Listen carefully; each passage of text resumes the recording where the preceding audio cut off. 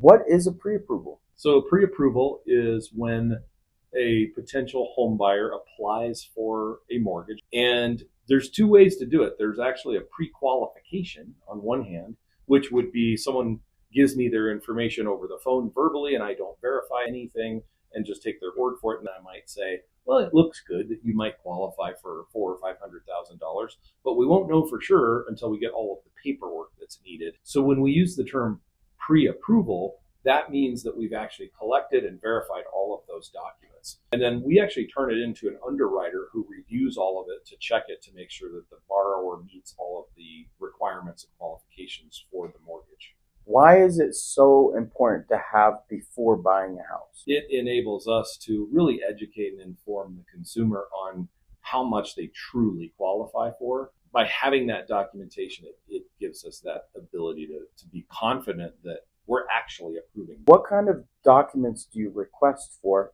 in order for a person to become pre-approved? It depends on the person's profile, right? So from an employment standpoint, if you are a standard W-2 or hourly paid employee, then we're going to ask for the last 2 years of W-2s, the last 30 days of pay stubs.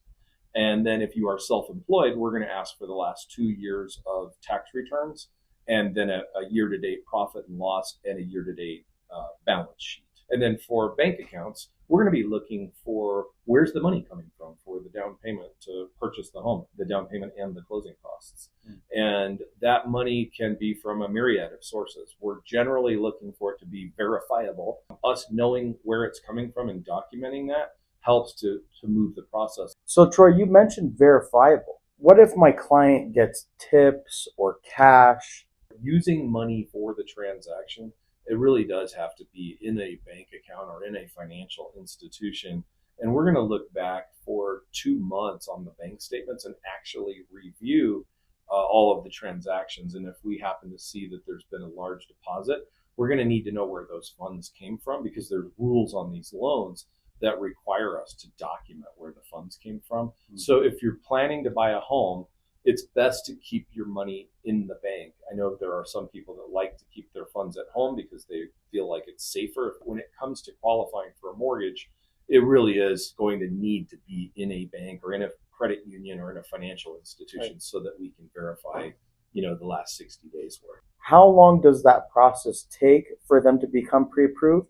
And then how long is the pre-approval last for? Yeah, that is a great question. I get that question all the time. It's really important when you are applying for a mortgage that you provide all of the information, complete information. So in other words, if you're asked for a bank statement, it's really important to have all pages of the bank statement. So that's the first thing I would say.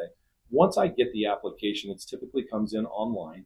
I will generally work on it that day and prepare everything, because I have to then transmit it electronically to an underwriter. And at Westerra, we usually have an underwriting decision within 24 to 48 hours. Does the pre-approval expire? That approval itself is good for 120 days, so 4 months. But that doesn't mean that it goes away when the 4 months hits. What it means is we just have to update those documents. So we would have to re-pull the credit report at that point, recollect pay stubs, and recollect bank statements, for example. A lot of my clients seem to somewhat be concerned about their credit being affected by doing a pre-approval. How will it affect their credit? It depends on your overall profile with your credit score. So if you're the type of person that's constantly borrowing money and having your credit checked a lot, and you're carrying a lot of debt, a new inquiry in combination with some of these other things that you're doing, like borrowing more money or having other companies looking at your credit, that can have more of a dramatic impact than, let's just say, your average consumer who has a pretty typical credit profile where they maybe have a couple credit cards, maybe a car loan, but they're not moving money around and borrowing money a lot and having their credit looked at all the time. So in other words, good credit. If you have good credit, doing your due diligence to shop for a mortgage and having your credit pulled to get pre-approved is not something that you should be terribly concerned about. It's something that you want to monitor and kind of manage with your lender.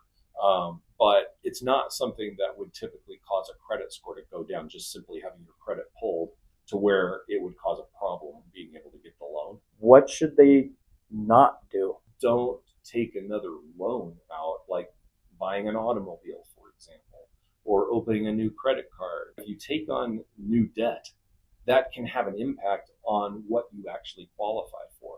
So if you've been pre-approved and now you're out shopping for the home that your lender has told you you qualify for, if you open up a new debt, if you buy a new car, you might not qualify for that house that you just looked at that you love. And if you have to, your car breaks down, you have to buy a new car. The first thing you need to do is let your lender know and have that pre-approval recalculated so that that's taken into consideration. So there isn't a surprise, which ultimately would be a bad surprise. Yeah. The other thing is just to be mindful that the funds that are getting used for the transaction, it has to be verified. And so if you have a situation where you're moving money around, it's not to say that you can't do that, but the less activity in the accounts, the better. And if you receive a wedding gift or a gift for your birthday or something like that, and you get a check from someone, it's best to keep good documentation on that so that it can be explained and actually, further documented. This is step 1 of the First-Time Home Buyer Playbook. And the next episode, we'll talk about how to shop smart and write winning offers. Troy, thank you very much for having me today. And I appreciate all the explanations that you've done about pre-approval.